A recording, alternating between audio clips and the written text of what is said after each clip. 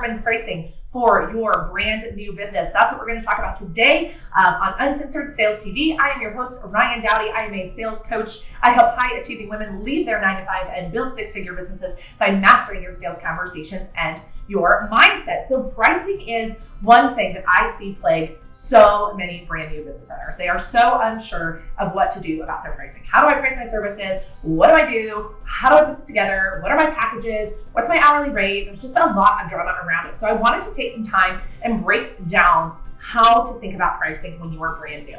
First and foremost, I want you to know that when you are brand new to business, there is no reason to put together a package or an offer of any kind yet. Okay? No package or offer needed, which basically means you haven't determined your pricing. You haven't put together what you are selling yet. And the reason for that is because as you go out into the world, meet people, get sales opportunities, book sales calls, have conversations, I want you to be able to put together a custom quote, a custom solution for clients. Right? Because every client you meet is going to have different needs. They're going to have a different problem. They're going to be starting from a different place, right? You don't yet have enough information to say, here is my exact offer. Here is my exact pricing. This is exactly what I'm going to do. And if you try to do this too soon, it's basically a guessing game. And it winds up creating a lot of drama and wasting a ton of time. So if you have not worked with clients or you've only worked with a couple of clients, I strongly encourage you to really stop thinking about an offer and start thinking about solving problems, meeting people and building custom solutions, custom pricing based on the problem that you solve. So for many of you, the video is over and you have learned enough, right? You do not need to stress out about your pricing yet if you don't have enough data, enough information to be able to put together an offer. All right, and this is 99% of people that I meet. So if you're like, am I one of those people that should have an offer? I mean, most of the time the answer is no. Because again, you need to get really good at understanding the kind of work that you want to do, the kind of clients you want to work with, all those different things before you can really put together a price. So you are out in the world, making connections, booking sales calls. Now, how do we put together that custom quote, that custom pricing? So this is going to depend if you are a service provider, like a done-for-you service provider, like a bookkeeper or a social media manager, virtual assistant, Facebook ads manager, or versus you are a coach, right? A business coach, a health coach, a life coach, somebody who offers, just coaching and coaching calls, right? So I'm gonna cover the done for you service provider kind of flow first, and then we'll talk about what to do as it relates to pricing in the coaching space if you don't have a lot of experience. So the done for you service provider, I strongly recommend that we stay away from hourly pricing.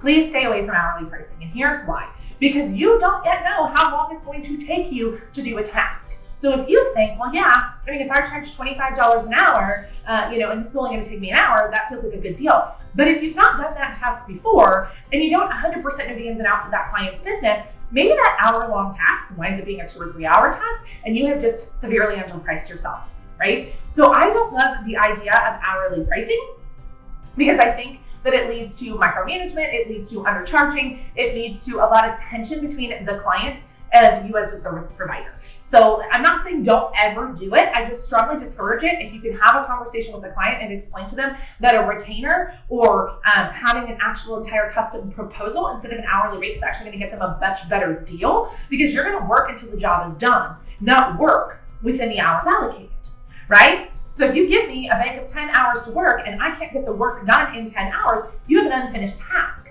right? If we come up with a solution to work together, then I'm going to work until the work is done. And oftentimes I find that leads to a much better deal for the client, and it also releases a lot of stress for you. And especially if you're learning new skills and you've not done this a lot before, having that extra time is going to be really, really helpful for you. So I always try to recommend having a conversation with the client about why a retainer or a agreed upon proposal that encompasses different tasks is better than an hourly rate.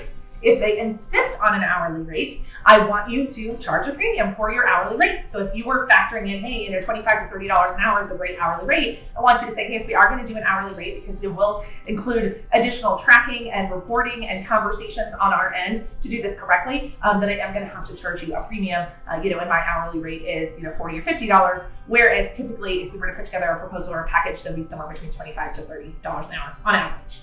Right? So I want you explaining that to your clients, why hourly pricing is better for them, also better for you. So that's the first things first. Second thing I want to talk about though is everybody out there is telling you like charge your worth, premium pricing, high ticket, don't undervalue yourself. And here's the deal. What you charge as a business owner has nothing to do with your value as a human. What you charge as a business owner has nothing to do with your value as a human. You are inherently valuable. So what you price your services out don't matter. Okay, I just want to get that out there first.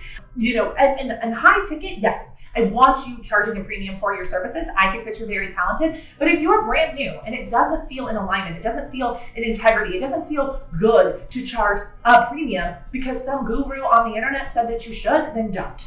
I always coach my clients inside my 12-month coaching program to really understand that pricing has to be something that you can look somebody in the eyeballs in, over a Zoom call, face-to-face, over a cup of coffee, and say the price. And if the price that you're charging or that guru told you should charge makes you want to vomit, you will never have the confidence to go out and get clients. You will never have the confidence to quote that price. And because you don't have the confidence in your pricing, you will consistently struggle to take action every day, do the work that you need to do to book the sales calls, to have those conversations. So I'm 100% with you, okay with you having beginner pricing, as long as you understand that it's beginner pricing and you're going to grow into that pricing. What I normally coach my clients to do is maybe say, hey, I'm going to get 1 or 2 clients at this rate. And then once I do that, I'm going to raise my rates and I'm going to raise my rates and I'm going to raise my rates. So you get to a dollar amount where you feel comfortable, right? You're getting experience, you're getting better, you're getting some social proof, you're really deciding where you want your business to go. And so as you mature, it makes sense that your price would increase, right? That's very normal. And it's also okay when you're brand new to only sign like 30, 60, or 90-day contracts with your first clients so that you build in space to do that price increase. Right? What I see happen sometimes is people will book, they'll want a long-term client and they think that they aren't able to change the price of that client. Well, I originally quoted the client $1,500 a month, but no, you can always change the price, right? You can always go back to the client and have a conversation and explain to them that you need to renegotiate the contract. It happens in business all of the time. Okay, so as it relates to, a done-for-you service provider, I want you to do your very best to avoid hourly work and to put together custom solutions that are just going to be a guess. In the beginning, it's going to be a guess, and that's okay. But that's also why we want to do shorter-term contracts, so then at the end of 30, 60, or 90 days, we're able to go back and negotiate that contract. Be able to go back and say, hey, listen, we've worked together for 90 days. Here's what things look like moving forward. So if you are a coach or a consultant or a strategist of some kind, so you're not the one actually doing the work, you're really focusing on coaching or providing advice or strategy or ideas in some ways. Unfortunately, you're kind of stuck in a space where you have to make it up. Like you have to do your market research. What are other people charging? What's going on? And then you're going to kind of have to make your pricing up. And I know that doesn't feel comfortable and that doesn't answer your question, but it's literally what I coach all of my clients, right? Like if you are a life coach and you're going to meet with somebody every single week for an hour, what feels good for you to price that at? Like what price can you confidently quote someone and get paid for? And then do the exact same thing. Sign 1 or 2 clients at that price, raise your rate. Sign 1 or 2 clients at that price, raise your rate. Sign 1 or 2 clients at that price, raise rates. And then you're able to kind of figure it out. Because in the beginning, you might not necessarily know the result that your ideal client gets. Because once we have that result, guys, that's where the premium pricing comes in, the secret sauce of high ticket. You get to charge high ticket prices when you can promise a high ticket result, right? You get to promise high ticket pricing when you can promise a high ticket result. But when you're new to business, you don't yet necessarily know exactly the result that you're going to be able to get your clients, which is why all pricing is trial and error and nothing is set in stone. Right? There's nothing set in stone. And that's why I want it custom quoted in the beginning, because I don't want you pigeonholing yourself into undercharging or overcharging, right? Being stuck, not being able to get any clients because you've overpriced yourself, because you thought through it way too much. Okay? So how do we price our services? We basically do market research, figure out, talk to people, what are people currently charging? What kind of clients am I working with? What kind of results are their expectations? And then working backwards. Here's how we do not figure out our pricing, and I can't believe I buried this at the end of this video. Please, my sweet friend, do not crowdsource your pricing. Do not go into a Facebook group of people that you do not know, that don't know anything about you, and say, hey, how much would you pay for a virtual assistant? How much would you pay for a health coach? How much would you pay for a business coach? I see this happen all the time. Please don't do it. Here's why. Because if those people are not your ideal client, what they would pay for your services don't mean anything. And really, it's just going to create more confusion. It's just going to stress you out more. It's just going to really create all this overwhelm, because you're going to get literally dozens and dozens and dozens of comments and opinions. from people that's opinion should not matter in your business, right? The only person whose opinion really matters in your business is yours and the people paying for your services. So if you are going to do market research, first of all, I always suggest working with a business coach who can help you understand pricing and has some experience and has worked with a lot of people. But if you're not working with a coach and you're just getting started, getting some coffee chats on the books and talking to some people who offer similar services and kind of see what's going on in their business and how they're pricing and what they're seeing is the best advice that I can give you. But please do not go into a Facebook group and ask, because here's the deal, right? There are some people that are going to find $1,000 a month for a virtual assistant as expensive, right? They're going to be like, oh my gosh, I would never spend $1,000 a month on a virtual assistant. And there are going to be some people that are like, $1,000 a month on a virtual assistant is a steal. Like, that is so low priced. Does that person know what they're doing? Because that price is so low, right? Like, pricing is totally subjective. So like the pricing formula that the gurus are promising you is bogus, right? Like, who decides? I always talk about the difference between like the Mercedes and the Kia, right? Like, they're both beautiful cars these days, right? But why does Mercedes charge like double, if not triple, what Kia charges? Right? Because it's a different buyer.